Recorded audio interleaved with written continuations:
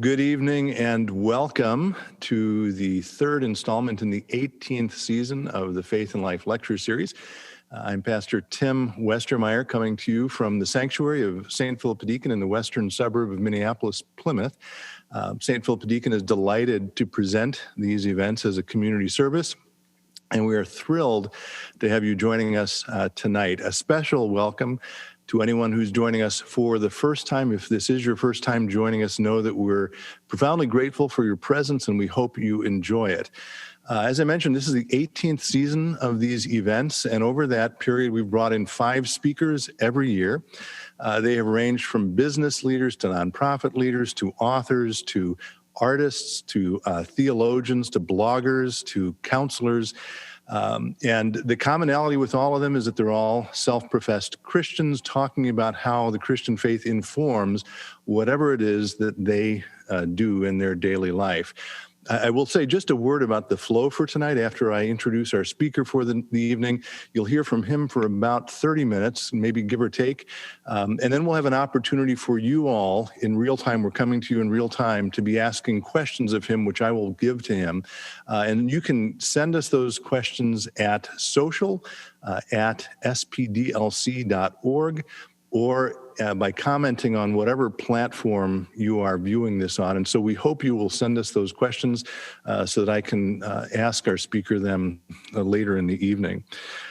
Tonight's speaker, we are delighted to have him. He is a husband and a father of 3. He's a speaker, he's an author, he's a marriage and leadership coach. He does a podcast. I will say as a pause, we're obviously doing this virtually, and I hope that we will be able to do these live again with people here in the sanctuary very soon. But one of the things that I miss about not doing them live is the chance to visit with our speakers. Typically when I pick them up at the airport, our speaker and I did connect last week on a Zoom call, so we had a chance to visit a bit. And when I do visit with our speakers, it gives me the chance to ask questions about things that they do that people may not know about. And a couple of the facts that he brought up when we chatted were, one, he has a dog named Copper who is feisty. He equated him to Tigger the tiger. He also mentioned, interestingly, that he grew up in Pennsylvania as a Lutheran. In the history of this series, we've actually not had many Lutherans, so we're glad to have someone who at least came originally out of that tradition, although he has moved into a different tradition since then. Maybe he will talk about that. In any case, thank you for joining us, and we're delighted to present tonight Josh Straub. Thank you so much for having me. It's an honor to be with you. As Tim said, I have 3 kids, and you'll hear some stories about them tonight as we talk about creating space for emotional intelligence and emotional safety within the context of the home. And that phrase or that word could really sound overwhelming if you're a parent who yells at their kids or who has caught themselves saying things they regret and turning around and apologizing. And I'm one of those parents. I think as we look at parenting today, a lot of what I do is I look at research. I love to study literature. I love to scour what's out there, what really are the best practices, because I want to apply them in my own life. I want to make sure that I raise kids who live, love, and lead well. And one of the biggest things that I've learned as a parent through the years is you don't have to be a parent for more than 5 seconds to realize it's the most guilt-ridden, shaming task on the planet. To feel like you're failing in some way. You can't even leave the hospital without making a decision about whether or not you're going to immunize your baby. And if you haven't done research on it, you'll feel overwhelmed as soon as you do. And then you get them home and there's debates about breastfeeding and bottle feeding and do we spank, do we not spank, do we do timeouts or do we do time-ins? Because now you got to do a time-in instead of a timeout according to research. And I didn't even get into BPA-free products, gluten-free diets, or safety gates or any of that nonsense. So it's like parenting is so overwhelming. It's so anxiety producing. And for us, we experienced that very reality early on in our own parenting. I was 30 by the time we got married. My wife was 26. So we felt like we were pretty well set. But when we got married, our greatest opponent came into our marriage weighing 8 pounds and 3 ounces. And he was full of colic and acid reflux and stomach our daughter then came 2 years later, and she had stomach allergies that we couldn't figure out. And to be very honest with you, we were exhausted and we were overwhelmed. And so, I was with a friend today and we were talking, we couldn't imagine ourselves having kids when we were in our 20s. We feel like we wouldn't have been mature enough. And so, so many people having kids, and you're just like, it's so easy to be overwhelmed by all the decisions. But then what happens when you bring your baby home and you have all of these other issues compounding on top of it? And one of the things that I wanted to do early on is I looked at the research and I said, it's got to be easier than this. Like, we were really overwhelmed. The strain on our marriage, we were feeling that. My wife threw her back out about 2 years. Our daughter would have been 6 months old. Our son would have been 2 years old at the time. She threw her back out for 3 weeks. She was laying on her back. She had she literally had a porta potty right next to the bed and was using a walker to get to that because her back for 3 weeks, she was completely immobile. And so I'm taking care of the two babies, trying to work. And so you can imagine at that time, my dad was also in the hospital with congestive heart failure and had just received a heart pump. We were all over the place. I mean, there was so much trauma coming from the outside, but also internally from the inside. And so we were really overwhelmed in those early years of parenting. And I wanted to look at the research. I wanted to see, what is it that led to raising great kids? Like, at the end, when I'm sitting on my rocking chair, at 80 years old, and I'm looking back through the generations and I'm saying, what really mattered as it related to raising my children? What is that? And when I went and I scoured the research, the one thing that I found throughout all of research was this term called emotional safety, and or secure attachment. But the idea that we create a secure base for our children, that we create an emotionally safe environment for our children, and that's the breeding ground for them to get the outcomes we're looking for in our kids. And I'll give some of that research tonight and some of those practical examples as it relates to our own lives. But the reason for that is really profound. It's profound because when our children are anxious and overwhelmed, our ability as a parent to calm their overwhelmed brain in those moments helps them to think straight. I remember when the first two, so we have an 8-year-old, a 6-year-old, and then we also have an 8-month-old. So there's a reason, there's the age gap, and you heard a little bit about that already. So we have when our 8 and our 6-year-old, when they were in preschool, this was a few years ago, I remember coming home. And typically what we would do is Christy had the kids during the day. I would come home and I would, take over as soon as I got home, and we had our routine and our rhythm. And bedtime, I love bedtime. And you'll see why here in just a little while, but I love bedtime. And I remember getting the kids ready. It was my turn to get the kids ready for bed. And Christy, when they went to preschool, and the days they went to preschool, they didn't nap that day. And when a child is either, when they're overwhelmed, it's usually, you go through your list, it's usually hungry or tired. Well, that particular day, they were extremely tired. And when they're tired at bedtime, what happens to a child? They get extra energetic.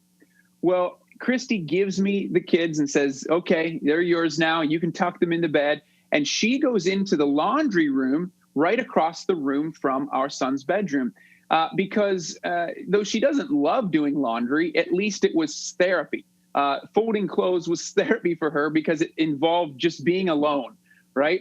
Well, because it was right across the room from our son's bedroom, I wasn't moving fast enough for her, apparently. And so I'm the type of guy, when I'm driving down the road, I don't like a lot of noise. Like, I drive in silence a lot of times. I tend to get overwhelmed pretty easily with loud noises, which doesn't bode well for raising kids, but my frustration tolerance can get pretty high if it gets loud. So the kids are running around and I had them under control. I genuinely had them under control. But as they're running around and they're loud, I wasn't moving fast enough for Christy. So she steps out of the laundry room and she says, in just the most, as you can imagine, spousal, gentle way, "Are you going to do something with them?" And now her decibel level has to go a little bit higher than the children's in order to get my attention. Well, guess where that sends the children's? It sends the children's up here because they want to have attention. And all of a sudden, I'm getting overwhelmed, and I just yelled, "Stop! Everybody stop!" As soon as I did, I looked down, and my son's bottom lip starts to quiver. And I knew in that moment that his brain was overwhelmed. And I had some repairing to do, not only with my kids, but later on with my wife as well. And so in that moment, one of the things that I want to do tonight is I want us to look at 5 ways that we can create an emotionally safe environment, that we can create the space for emotional intelligence and emotional safety in our home. And what I want to do is if I didn't have this and I was in person with you, I would get down on my knee right now. And what I did with my son is I had to get down on my knee and I had to extending my hands out and saying, buddy, I am so sorry for the way that I just spoke to you. And what I got to do in that moment is I have to enter my child's world because his or her brain, Kennedy's brain, our daughter's brain also, was overwhelmed in the moment. Overwhelmed, right? And so when there's emotional overwhelm in our kids, they tend to act out or they tend to throw a temper tantrum or whatever the like is. Our ability to enter our children's world to find out what's going on is the key idea here tonight. So we want to enter their world to help them tell their story. One of the ways that I want to do that, I want you to see that, is that when a child's brain is overwhelmed, what happens is the fight, flight, or freeze goes off in their brain. So the brain grows from the bottom to the top, okay?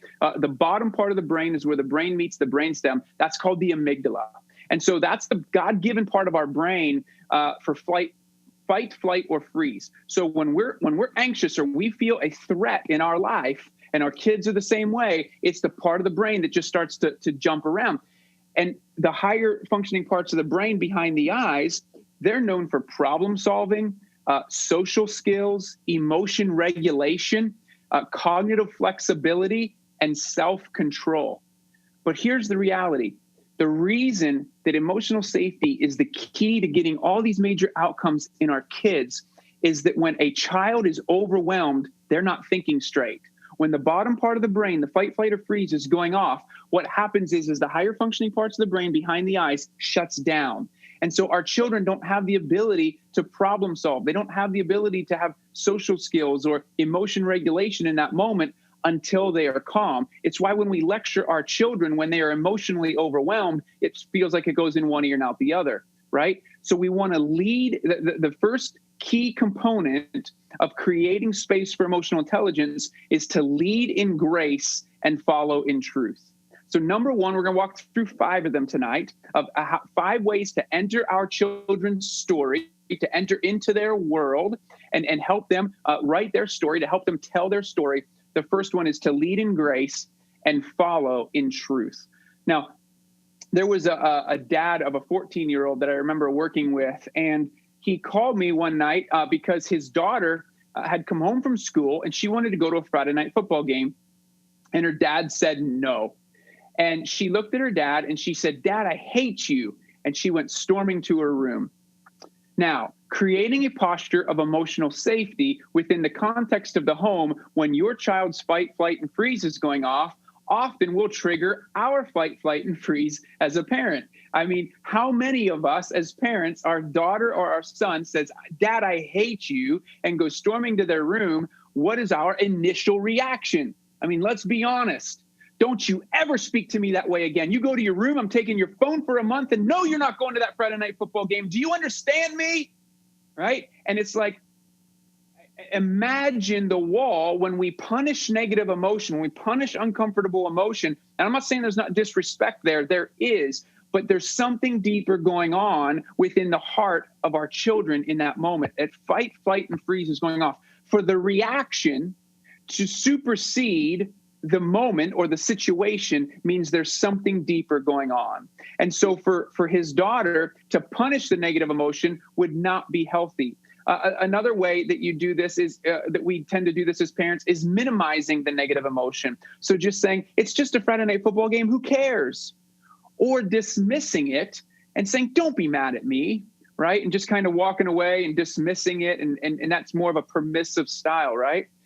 The posture of emotional safety that we're describing here is the ability to lead in grace and follow in truth. This is how Jesus came. This is how Jesus presented himself. You look throughout Scripture, that the woman at the well, the woman caught in adultery about to be stoned, he always leads in relationship. He always leads in grace, and he follows in truth. He came full of grace and truth. And so to lead in grace in a situation like this, and if I were, again, live with you, I would get down on my knee. If we were in person, I would get down on my knee. I would hold out my hands to enter into her world, the ability to be able to enter into her world and say, honey, what is it about that Friday night football game that matters to you so much? And what that dad found out about his daughter was that she had been rejected by a group of friends from the previous school year that she would hang out with. And she would see them posting pictures on Instagram and Snapchat of them hanging out without her. And this was the first Friday night they invited her to be a part of something, and her dad said no. So imagine what's going on in her inner world. When we punish, dismiss, or minimize negative emotion, what happens is we build a massive wall between our heart and our children's hearts, because we look at the behavior rather than the soul of what's happening in our child's heart, right? And so our ability to lead in grace is what allows us to be able to enter into their world, to calm their brain and get them to think straight. And this dad's ability to do this, which is what he did, because he called me and said, hey, what do we do? He's like, I want to punish her and I want to give her, consequences and whatnot. But what he did was he was able to ask her what was going on. She told him. He was then able to state his concern. My concern is that if you if you go to this football game, they're going to reject you there. And so what they did was they got into problem solving together to put a plan together for her to go to the football game, him to be nearby at the football game, for her to have an out if anything went wrong. But then after the game, there was the consequence, but he was able to enter into her world and help her calm her brain and understand what was going, and it built the relationship. And so that's the key here, to lead in grace and to follow in truth. Because when we lead in grace, what we do is we have a calming effect on our children's brains. Now, here's the thing that I want to talk about as it relates to this from a scriptural perspective, because I believe the Apostle Paul was the first neuroscientist. Okay, if you look at Philippians chapter 4, Paul is writing to the church of Philippi, and he's in prison, right? So and by the way, he didn't have the rights in prison that our prisoners have today in America, right? So, I mean, his conditions were not good. What he's writing here in Philippians chapter 4 is he writes this in verse 5. He says, the Lord is near. The Lord is near. Let your gentleness be made known to all, or let your reasonableness be made known to all, depending on the translation. That word gentleness or reasonableness is your power in relationship under control. Let your power in a relationship be under control. You have self-control. Let your gentleness be made known to all. The Lord is near. Therefore, be anxious for nothing. Be anxious for nothing, but in everything, in prayer and supplication, with thanksgiving, so with gratitude, make your requests be made known to God, and the peace of God, which surpasses all understanding, will keep your hearts and your minds in Christ Jesus. Now, the powerful piece about this is that it's not until that point that Paul then writes this: finally, brothers and sisters, whatever is pure, anything true, excellent, praiseworthy, noble, what does he write? Think on these things. Listen, when your children are yelling at you, or let's go to your spouse, you come home from work. If you're married, you come home from work and your spouse says, are you going to do something with them? Where were you all day? What, or you're the one that's at home and your husband or your wife says, what's for dinner? What have you been doing all day? Right? Are we thinking of things that are pure and true and lovely and excellent and noble and praiseworthy about our spouse or our loved ones? No. Why? Because our fight, flight, and freeze is going off, and all we want to do is defend ourselves. I think Paul understood that when we are anxious and overwhelmed, if we don't label it, if we don't talk about it, if we don't give it to God, when we do, it has a calming effect on our brain, so much so that God has a peace that surpasses all understanding. It has such a calming effect on our brain that we can think straight, right? I believe in a finite way, we as parents are a peace. We can provide a peace that calms our children's brains so they can think straight in overwhelming situations. That's the power of leading in grace and following in truth, which leads us to number 2, talk about emotions.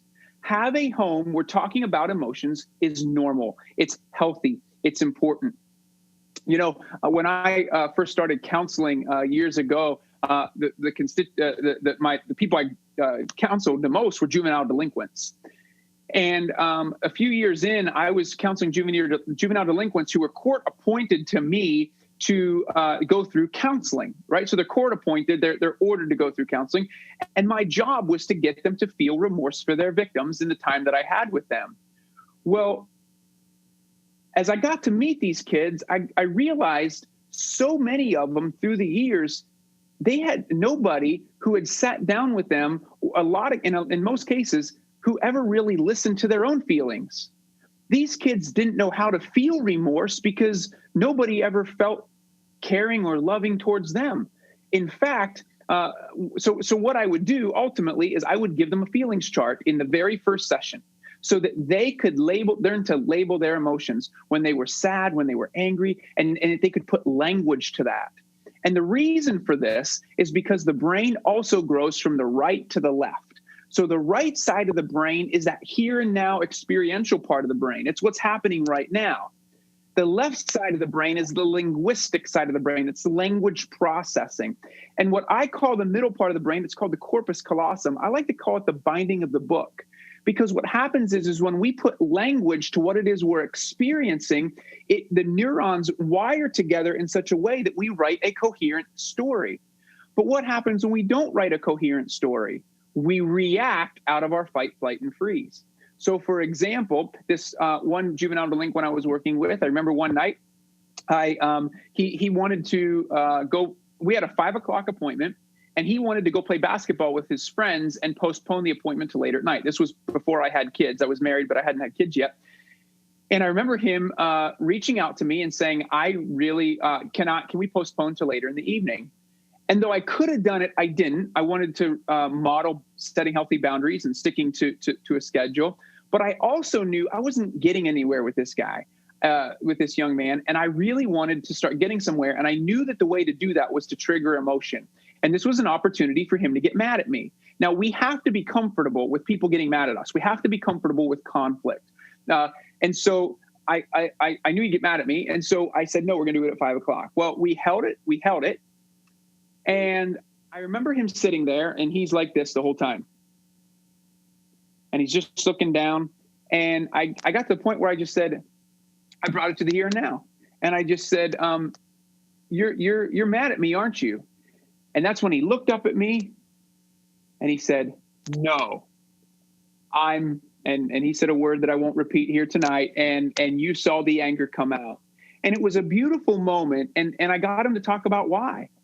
And he was ready to get up to leave because never before had he been, or at least not to his recollection, his MO, if you will, from a neurobiological perspective, was that when he got angry with another man or another male, it blew up and it either ended in a fight or it ended up in them leaving.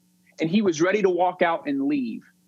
And I was able to sit with him, and I was okay with him being angry at me, to the point that in that session, it was the first time that I had seen him come to tears. And he opened up about his dad and how the unhealthy relationship that he had with his absent father all the years. And we finally were getting somewhere because it was the first time he had somebody who he could be safe with in the context of his negative emotion, in the context of his overwhelmingness, that somebody wasn't going to leave him and that somebody was going to sit with him in it and be okay with that. And so when we think, feel, and relate at the same time, thinking, feeling, and relating at the same time is when we are wiring everything together in the brain, right? And so the same thing is true with our kids, but our ability to be able to talk about emotion and label it is what wires the here and now with that other side of the brain. So I talk about teenagers and juvenile delinquents. Let me go to our young kids. So there was one particular day that I remember our daughter, Kennedy, she's 6 now. This might have been about a year ago. So I think she was 5 and maybe even getting ready to turn 6. Maybe she was in that 5-6 range. And I remember her coming home one day. We had been at a friend's house, mutual friends of ours, another family.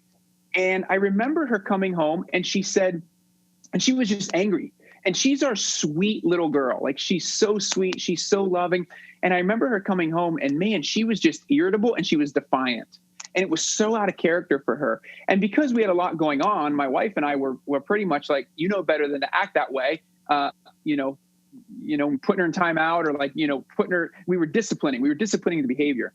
Later that night, my wife picked up on it, and she was tucking her in the bed. She started talking to her, and she said, honey, what's going on? Like, what happened? Did something happen today? And she said, she pulled out the feelings chart. Actually, we wrote a children's book called What Am I Feeling? We put a feelings chart in the back, and my wife actually pulled that feelings chart out with my daughter. And she said, honey, can you just point to what it is that you're feeling? And it got to angry, and it got to embarrassed. And she said, honey, did something happen today that made you feel embarrassed?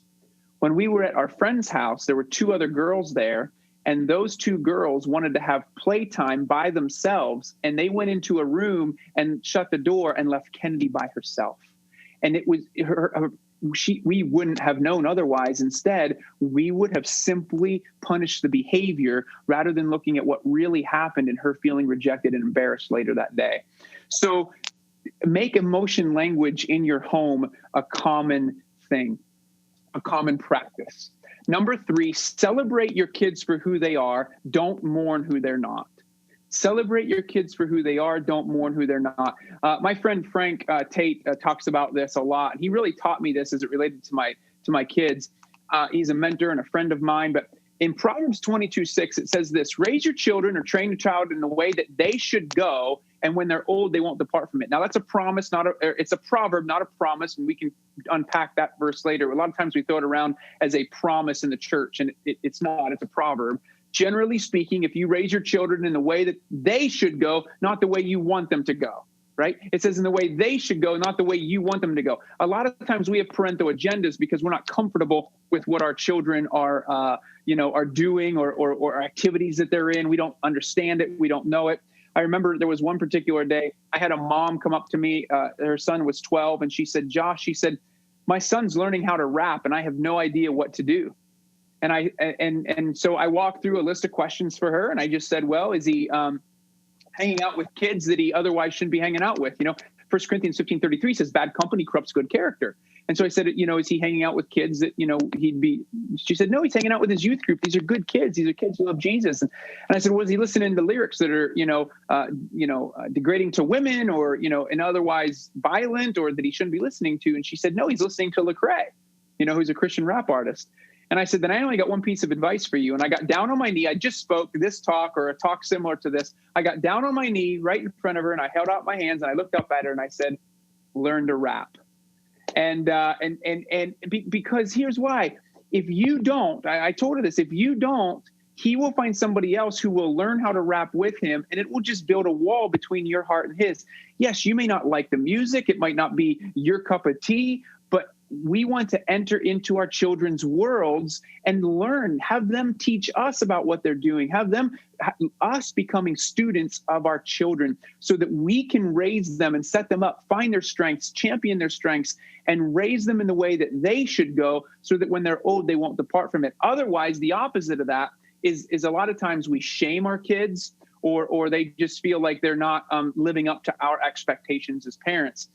I had to deal with this early on with my own kids because I was a baseball player and a wrestler. I loved playing baseball. I loved wrestling. And our son, our firstborn son, at this point, he is not into sports at this time. I mean, he does karate, he does Ninja Warrior, and that type of thing. But what he loves is music. He plays the piano. In fact, I told him he was playing the piano in the other room here. And I said, buddy, at 6:45 tonight, I need you to stop playing the piano but guess what I'm doing right now? I'm learning how to play the piano too, because I want to enter into their world, and I want to I just want to be a part of their world. I want to champion them in their strengths. And now he's ahead of me, so he teaches me some things from time to time, and that's great because it empowers him. It lifts his spirit in the strengths that God's given him. And so we want to celebrate our kids for who they are, not mourn who they're not. Number 4 is this. right your wrongs. Right your wrongs. When I yelled at my son and my daughter, when I yelled, stop! I had to enter into his world and into my daughter's world, and I had to say, I am so sorry for the way Daddy just spoke to you.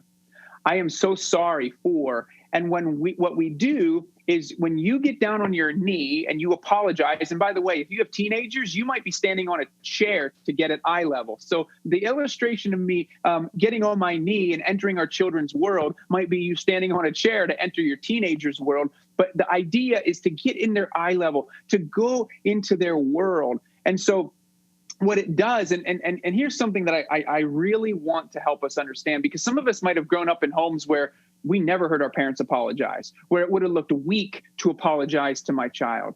But here's the reality. The research shows this. It says a word called repair. This is John Gottman's research. A word called repair is the ultimate of relationships. In fact, what does the Bible call it? It calls it forgiveness. And how much does Jesus tell us to practice it? A lot, 70 times 7. The idea is that we seek forgiveness when the forgiveness of somebody else when we have wronged them, right? And so why is this powerful? Listen, here's why this is so powerful. And this is where the deep breath comes into play. Because a lot of you are sitting there tonight, you're watching this and you're thinking, I have messed up so much. I have yelled at my kids. I have said things I regret. I've been the parent who's punished their negative emotion. I've been the parent who's dismissed it. I've been the parent who's minimized it. Listen, we have all been there. Here's what's powerful about this. John Gottman, in his emotion coaching research, found that if you get this emotional safety thing, this emotional intelligence thing right with your kids just 2 out of 5 times, you can still get the outcomes you desire in your kids. Why? Because of this word called repair. Because of forgiveness. Guys, listen, even Shaq shot better than 40% from the free throw line. All right, guys, 2 out of 5 times. This means we have to give ourselves grace. We have to give ourselves grace, which leads to number 5. I think this is the most powerful one of all. This is the most powerful one of all, and it's super critical. And that is this. Prioritize who you're becoming. Prioritize who you're becoming as a parent. I'm going to give you a couple research studies real quick just to set the stage for this one. Google actually did a research study a number of years ago, back in I think it was 2017 or 2018, and they looked at their hiring process. And what they wanted to do is they wanted to define and find out if their hiring process really worked. And they were at that point hiring for STEM skills. They were hiring for science, technology, engineering, and mathematics. And what they found is that of their most productive teams within Google, STEM skills, the hard skills, were coming in dead last of their most productive teams. What was coming in at the top was emotional safety, number 1, empathy, number 2, and emotional intelligence, number 3. It was the soft skills. And they changed their hiring process, and so has a lot of other companies now across the country. They've changed their hiring process to focus on soft skills because it was the soft skills are the thing that can't be taught. You can teach hard skills. It's hard to teach soft skills and character development in relationships and how we function as a team. The reason this is so powerful is because a guy named Robert Epstein out of Harvard University a couple years ago did a meta-analysis. And what he was looking at is he wanted to define what are the top 10 parenting strategies to get the outcomes we most desire in our kids.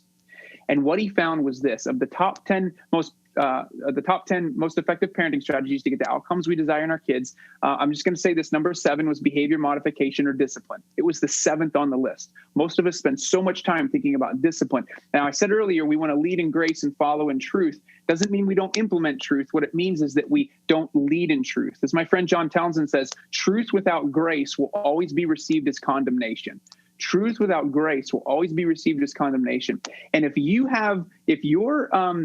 tendency is to lead in truth, or your tendency is to dismiss because you're afraid to implement truth, it's important that we're aware of who we're becoming as adults.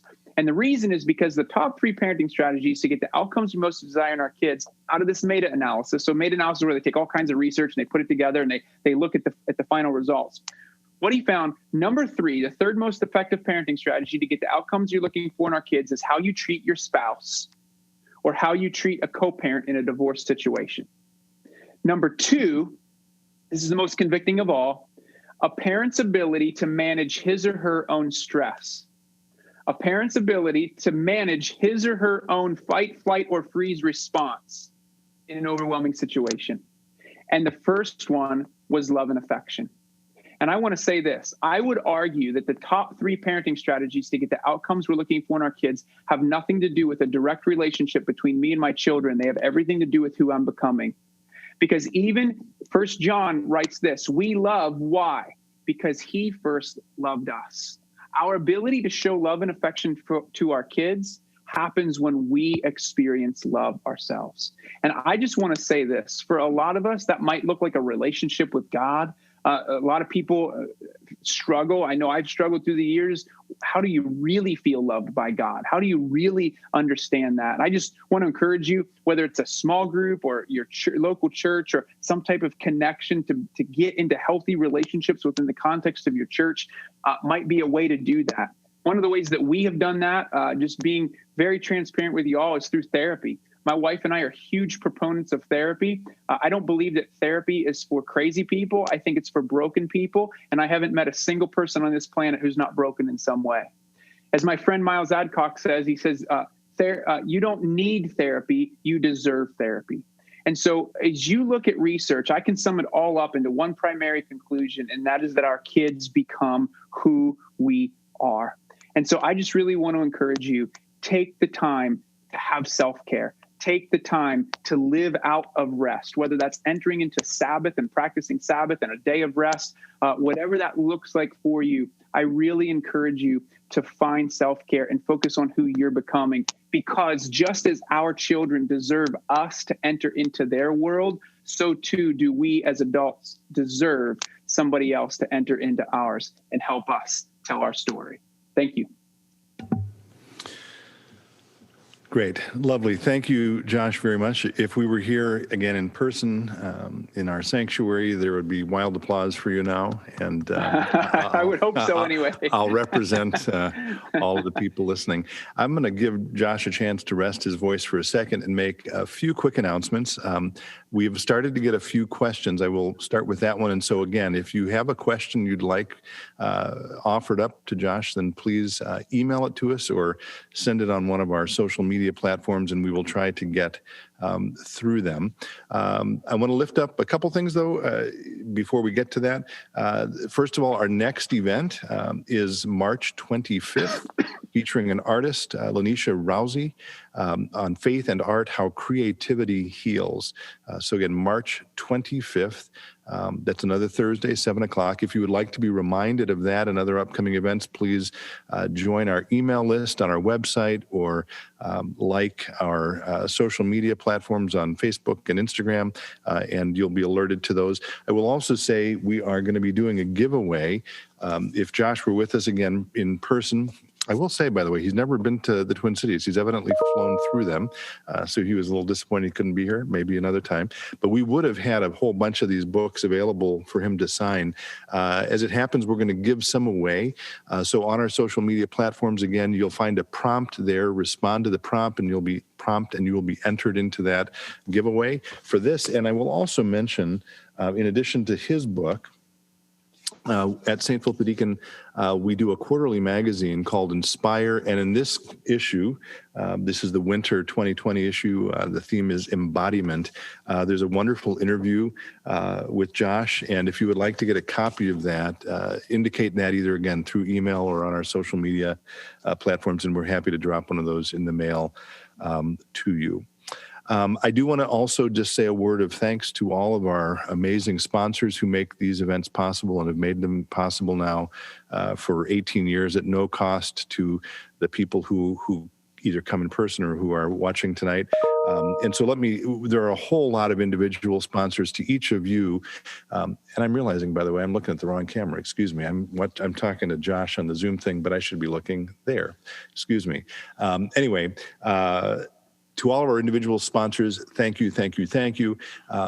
And to our corporate sponsors, I will remind folks of who you are, and I want to say a special word of thanks to you for your underwriting support.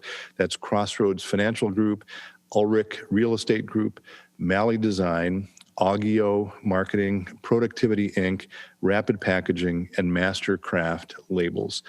So to all of you who make these events available to the community at no cost, I want to say again a strong word of thanks, thanks, thanks. We're so grateful to you for making them possible. So I think, again, I apologize, I was looking in the wrong place. It's one of the lessons I'm still getting used to here with this virtual world. I think we're going to move to some questions now. So let me start, Josh, with one from another. I'm not going to include names here, even though some people are giving those. I'm going to make these anonymous. This is coming from Golden Valley, which is another western suburb. This individual says, I have two girls, 8 and 5, and find that the older one especially is increasingly influenced by peers and worried about how others view her. Any tips for how to help kids weather when other people are unkind to them and build resilience and self-esteem in what is sometimes a hurtful world? Yeah, great question. And we find the very same thing. I mean, our kids are 8 and 6, same age range, and we're dealing a lot with the same type of situations. And one of the ways that we do that is we really capitalize on Deuteronomy 6. Moses talks about 4 key times of the day that we get to be with our kids: the morning, mealtime, when we're driving, and then also at bedtime. We're huge on mealtime and bedtime. So, and we use those 2 times of the day to really talk about and make a conversation. What I would encourage you to do is make that number 2 component, talking about emotions, a normal part of the rhetoric in your, just a normal routine in your home. So it might be that you, around the dinner table, just go around the dinner table and talk about one negative emotion that kids felt that day or one positive emotion that they felt that day. And you can do both. And it kind of is like a high and low. But what you're doing instead is you're giving a positive and an uncomfortable emotion. And it gives them the ability, and you as parents can lead the way by saying, I felt rejected today by this, or I felt jealous. And obviously you want to do it age appropriately, but it gives your kids the ability to also do the same thing. And if dinner time isn't that time, then a lot of times, because there's more people around the dinner table, sometimes our son or our daughter will say, Dad, can I just talk to you when you tuck me into bed tonight? And they want to just do it by themselves privately. And so then we use the bedtime when I'm private or my wife is private in the room with them one-on-one, they can share and they can feel vulnerable enough to share that.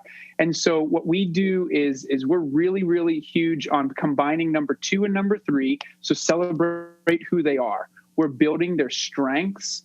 We're teaching them who they are in Christ. So we do that through Scripture. And I just really want to encourage you. This is an ongoing journey, right? If our children picked up a lesson that we gave them immediately, or they obeyed us one time and they listened the rest of the time, our parenting would be over. Like, we wouldn't even have to do that anymore. And so you want to see this for the long run. You want to see this for the long journey of what it is that you're creating in your home, and for you the next 10 to 15 years, because that's what you have. So you see this as a 10 to 15 years of creating an atmosphere of being able to encourage them in their strengths, and allow them to feel safe enough to talk about their emotions, because that is then when you have the open door to speak truth into their life about who they are and who they're spending time with, and you have influence then around that. So those would be the encouraging things that I would encourage you to do. Okay, great. Thank you. Next question we've got says, does what you say tonight mean I am never supposed to yell or to feel bad if I do yell? And the follow-up to that is, what if they're out of control?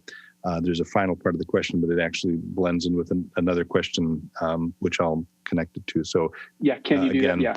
So yeah, am I never supposed to yell or feel bad if I do yell? And what if the kids are out of control? Yeah. Great question. Okay, so remember, 2 out of 5 times, grace upon grace. All right.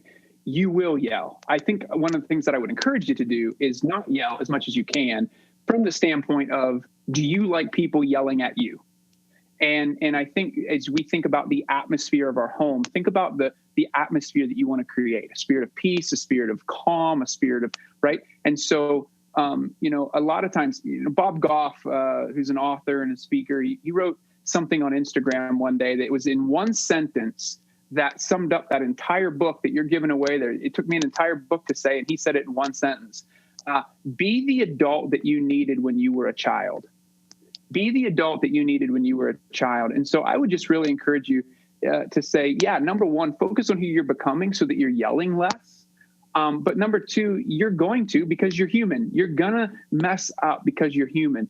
So I think that's where forgiveness comes into play. So give yourself grace when those moments happen. Don't beat yourself up over it. Give yourself grace in it. And then the second part of the question was, what was the second part there, Tim? Let's see. Oh, I guess it was, should I feel bad if I yell? And I guess sort of, what if the kids are out of control? I mean, is that if the kids are out of control? Absolutely. Fantastic question. There are moments when, and thank you for asking this question. There are moments when truth in that moment has to trump grace. There are moments when if my son or daughter takes off on, a bike, and there's a car coming, I need to rip my son or daughter off of that, but I need to get them out of harm's way, right? There's times where you have to get your kids out of harm's way. You don't have time to sit down and lead in grace because you got to get out the door and the kids aren't listening. At that moment, your truth wall has to come up. The key is that over time that your grace and truth walls are level, right? That you're not building a whole wall of grace and being overly permissive, and that you're not building a huge wall of truth and that you're being overly authoritarian, right? It's this idea that these walls and the best that we can is lead in grace and follow in truth. So yes, there are times we have to lead in truth. The key is not sacrificing relationship in that moment, especially if you have young kids and they're 3, 4, and they're just going nuts. There's so much overwhelm in their brain. They need an authority figure to come into play and settle it. And so, that would be my encouragement there. Okay. Excellent. Let's see. What should a parent's response be to rage from a 7-year-old boy? Yeah, great question. So my first question to you would be, when did the rage start? And what were the patterns going on in the child's life when the rage started? Was there a life circumstance that changed? Was there a divorce? Was there a parental separation of some kind? Was there a change in school? Were they picked on at school? Were they, did something happen in that child's life? Like, to look back, I always like to look at patterns. And if there was a behavior change, what happened around the time of the behavior change that could be resulting from the rage? Because the reality is there's rage coming from that child, but there's something deeper going on underneath it. And our ability to be able to get underneath it and see what it is, if we're constantly leading in truth, we're just going to continue to spin them into the rage. And so we want to be able to lead in grace. There's a great book out there. I would highly recommend it. If your 7-year-old is explosive or your 7-year-old is acting out of rage a lot, there's a great book called The Explosive Child by Dr. Ross Greene. And I would highly recommend, there's a website that he has called livesinthebalance.org, livesinthebalance.org. And I would highly recommend his research and his materials for that. All right, excellent. Thank you. Next question is, what is a good way to help a child with anxiety? Good question. So again, it's creating that atmosphere. So I think walking through all 5 steps, that we talked about, I think there's 2 things that we do in our home. So I'm gonna encourage you in this because we see this with our own kids. Anxiety or worry. It's funny. We have a children's book coming out in April called "What Do I Do with Worry?" And so kids have all kinds of worries. So I just really want to encourage you. It's not uncommon for kids to have worries. Okay. I do think that kids today are more worrisome in our culture than, and obviously with living in a pandemic has influenced that dramatically, being, pulled from school and that type of thing. Two big things that we do. Number one is we help our kids. And again, I'm going back to that. I'm just going to go back and just repeat. We create an atmosphere of being able to talk about emotion. Okay. So use a feelings chart, use bedtime, dinner time, whatever those times are of the day where you can get your child to talk about what it is that they're worried about. What is it that concerns them? Don't make fun of it. Don't dismiss it. Don't minimize it, but just listen. Right. And so when we do that, what we're doing is we're wiring the right and left side of the brain. We're helping our children put language to what it is they're experiencing. I remember our son one night in the middle of the night came over. He came over crying because he had been, we were in our upstairs. We have a playroom / guest room upstairs on the second floor. And it was April. It was springtime here in Nashville. It's about the 2 weeks out of the year you can leave your window open before the humidity sets in. And I remember this was before he could read. I remember him looking at the screen, window was up, and he looked at the screen. He said, "Dad, what does that say?" And I didn't think anything of it. I just said, "Caution." I just said it out loud. "Caution, screen will not prevent child from falling out window." Well, he just kind of slowly backed away from the window. 2:30 in the morning, he came over and he was in tears, his bottom lip quivering, and he comes over. And I don't know if he had a dream. I don't know what it was, but he was feeling it. And he said, "Daddy, I fell out the window." And he was so scared about falling out the window. Well, I took him over to his bed. I put him in, and as a good dad would, I just said, "Okay, buddy, we'll go back to sleep. We'll talk about it in the morning." I wanted to get back to sleep. Well, not more than 5 minutes later, our daughter Kennedy starts screaming and crying. And so I went to get her. And as I did, he lost it again. He did not want me out of that room. He was just overwhelmed. He was about 4 at the time. So my wife, Christy, heard it, and she went in and she laid with him for the next 30 minutes and just asked him questions. And she just asked him questions, and she got him to talk facts. Like, what were you doing in the playroom? What did you see? What color was it? Right? When they're overwhelmed in emotion, when we're in crisis, what we want to do is they're already feeling the emotion. Your kids are already feeling it. What you want them to do is you want them to put facts and language to what's happening, because it has a calming effect on their brain. So just ask questions. Think about, there's no dumb question. Help put puzzle pieces together about what's happening. Try to put the puzzle of their brain together by just asking questions. Another way you can do this is get them to draw the question, or get them to draw their scenario, draw their what if, right? It's always a what if. Well, what if, what if mommy or daddy dies? What if my friends don't like me? What if the stars fall out of the sky and catch my house on fire, right? Wait, what if? It's a what if. Have your children draw the what if, because even for them, drawing it out is helping them put language to it. And so I would encourage that. And then the last thing we do, sorry, this is a long-winded answer, but I think so many parents struggle with this with their kids. I am, as a parent, I am consistently praying over our home, and I am renouncing a spirit of fear over our home, and I'm praying a spirit of peace over our home.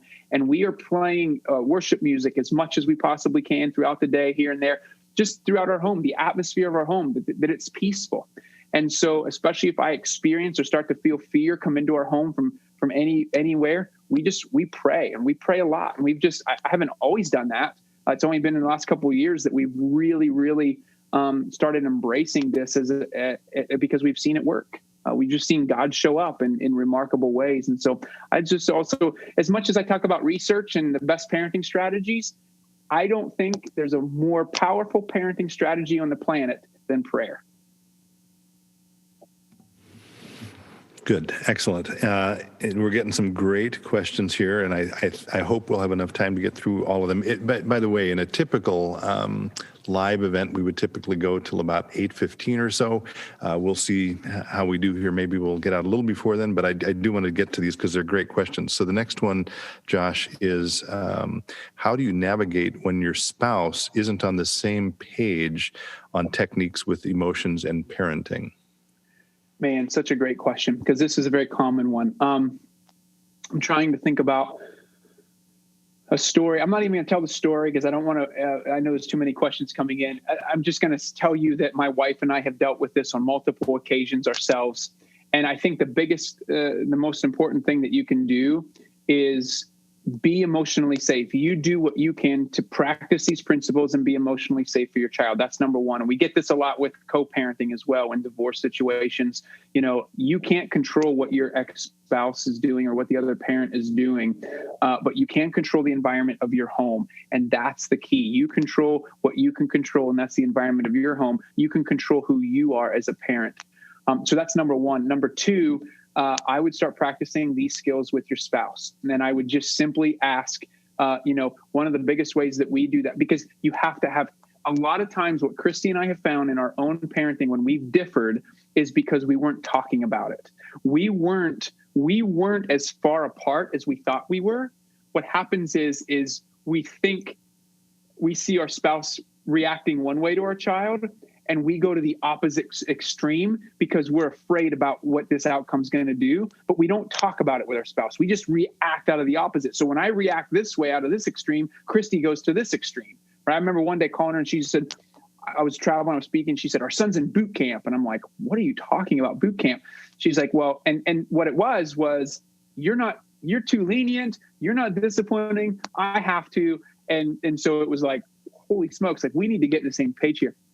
And so the communication piece is huge. And so I want to encourage you in a marital situation. A lot of these tactics fall true in marriage, right? So when I talk about you're around the dinner table, we have a practice called 15 minutes a day with our spouse. When you're around the dinner table, you wouldn't do this around the dinner table. You'd do this when your kids were in bed or it was just the two of you.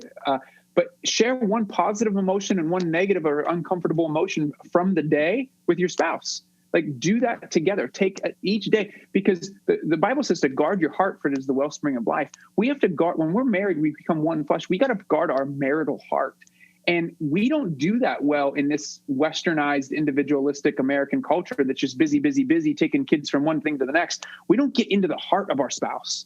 If you just take 10, 15 minutes a day just to do that, what you do is you start to be able to talk about real stuff, and you can bring the parenting situation up in a way where you lead in grace and you follow in truth. There's a reason your spouse is reacting the way that they are, and it has something to do with their own story, right? It has to do with their own fears around parenting or their own fears around the way that your child is going to turn out.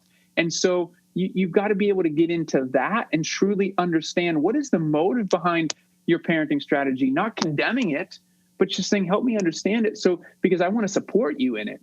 And when we approach it that way, there's a much different outcome as long as your spouse is willing to engage it. So. Okay, excellent. Next one is, what can adults do to help teens feel emotionally safe in our cancel culture? Oh, wow. That's a very great question. What can adults do to feel emotionally safe in our cancel culture? Right? What can adults do to help teens feel? I know, and sure, fair enough. Fair enough. What can we do, right? How do we feel emotionally safe in it? I think it's such a powerful and such a weird dynamic that we're living in our society and in our culture today. And I think one of the biggest things to be able to do, and again, I don't want to belabor this. I don't want to make it sound like it's, but I'm going to keep going back to these principles because I talked about them, and I think these principles, we use them all the time.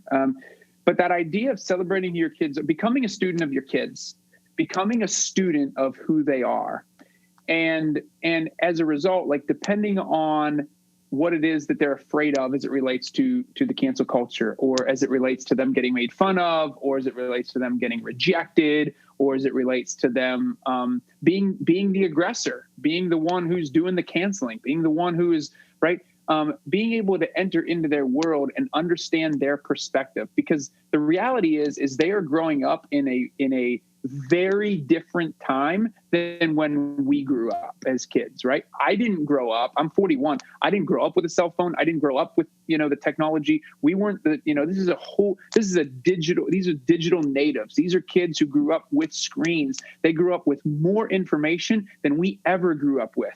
So they have more access to world information. And a lot of times it's overwhelming to the soul. We weren't meant as humans to carry all the weight of the world. And a lot of times our teens are carrying that, and they're entering into justice conversations that that are very powerful and important conversations, but they're doing it they need other people, other voices to be able to bounce, all these things off of, like to learn to listen.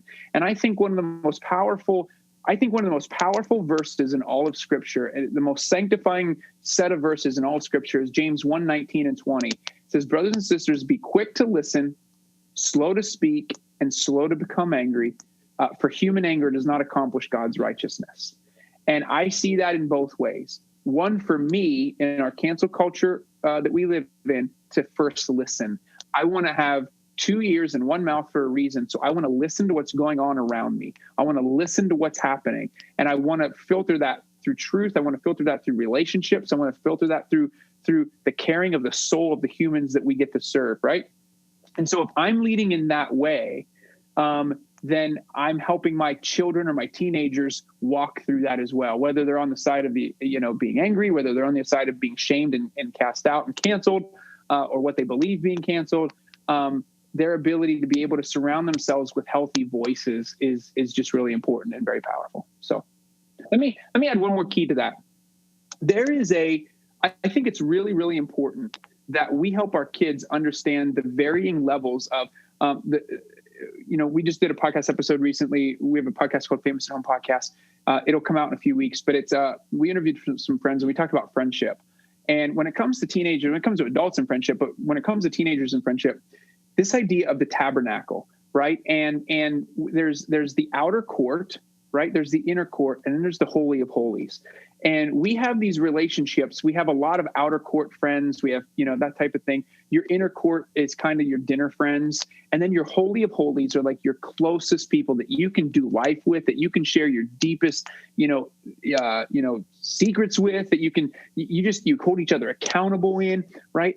And a lot of times what's happening is in our cancel culture with Twitter and all these other social media platforms, we're allowing these outer court voices to speak into our Holy of Holies and wreck us. And that's why we need our Holy of Holies. And I would just really encourage your teenagers to find those close friends that, it says bad company corrupts good character. Who are the Holy of Holies? Who are the people that speak truth into their life, that give them grace and truth and love, and that they walk firm in those relationships? Because I think at that point, it's what keeps us grounded in who we are.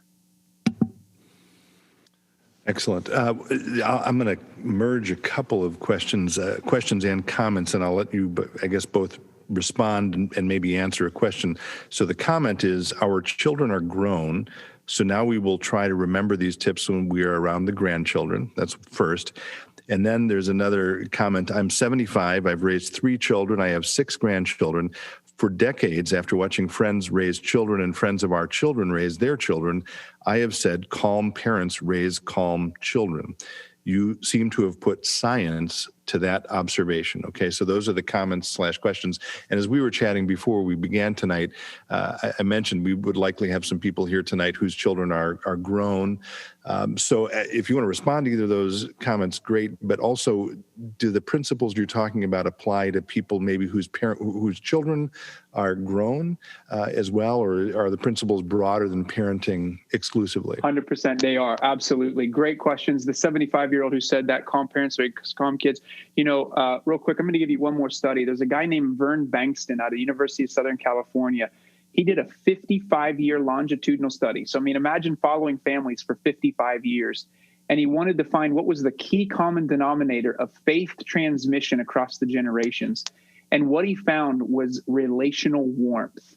Particularly, he found it strongest among fathers to their kids, relational warmth. It goes back to this idea of emotional safety, being calm. And I thought, wow, the power of the Heavenly Father's love for us. Like, you see that research played out in that study.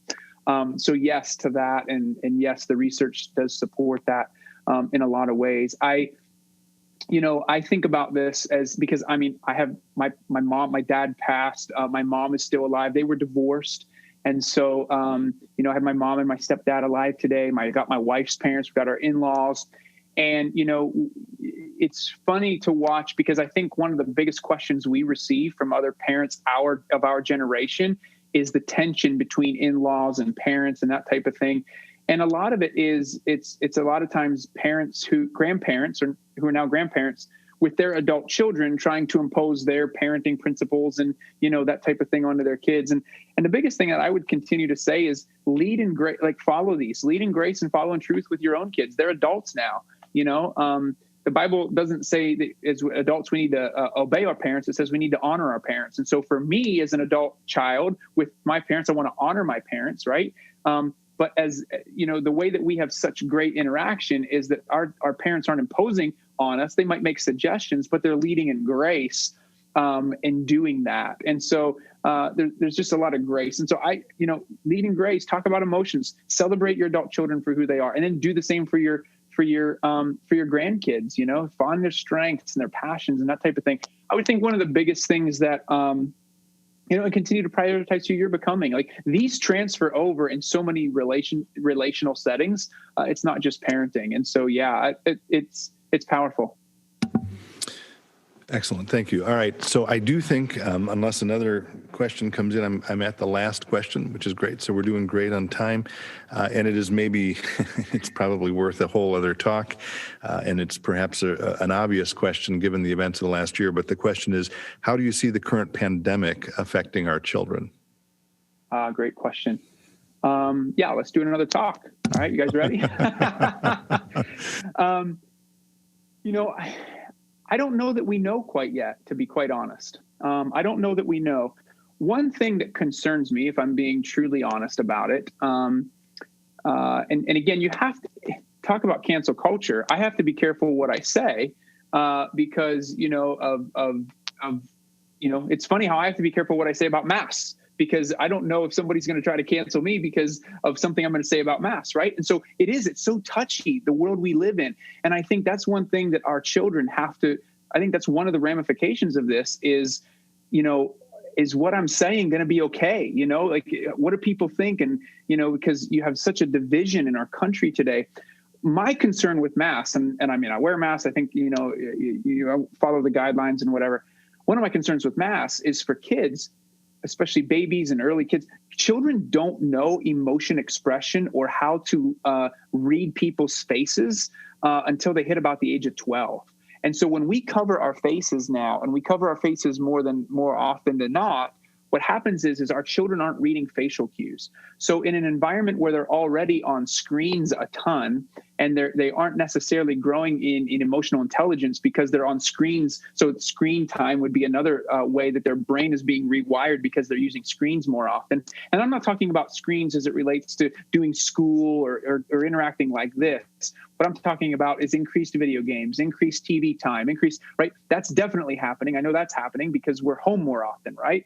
So that's a concern for me. The other concern is just the inability then to, coupled with adults wearing masks all the time, it's hard for them to learn how to read emotion. It's hard for them to learn how to read facial cues. And that's why teenagers, if you don't put 3 exclamation points at the end of your text message, they think you're mad at them, right? It's like, because they haven't learned all of these other nonverbal skills as it relates to communication. And so one of my biggest concerns is the nonverbal, the interruption of nonverbal cues as it relates to emotions and being able to socially interact. And then on top of that, you got the mass debates and you're like, well, in cancel culture world that we live in, as someone asked, kids are learning. I think it increases anxiety. I think it's increasing depression. We're seeing that in research as it relates to screen time and that type of thing. So that's my concern. And I think it's why more and more importantly, we need to be paying attention. The one thing that's not talked about in the media that I don't see talked about much, every now and again, you'll see it, but the increased rates of abuse at home. You take kids out of school and you put them in abusive home. Like schools are, a lot of times I hear this from teachers a lot. Schools are what's saving kids. They get out of an emotionally unsafe environment. And so during a pandemic, you put these kids in abusive situations or back in the home. It's having a mental health effect. I don't think we understand the mental health crisis that's going to hit us after this. And so that's why I'm a huge advocate for more and more and more of us being emotionally safe in the home as parents, because that's just key. That I think it's what's truly important. So I hope that's helpful. Fabulous. Okay.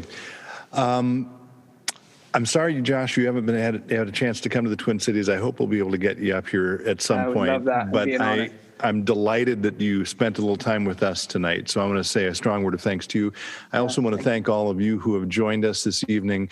Again, particularly folks who are joining us for the first time, thank you for being with us. I will remind you again, please join us on March 25th for our next event. And before we go, We'll send this again to you, Josh, but all of our speakers receive a black granite plaque just as a gesture of gratitude and appreciation. And it says, with thanks to Joshua Straub for bringing faith to life. And we do thank you very much for being with us, Josh. Thank you for joining us, and we will see you next time.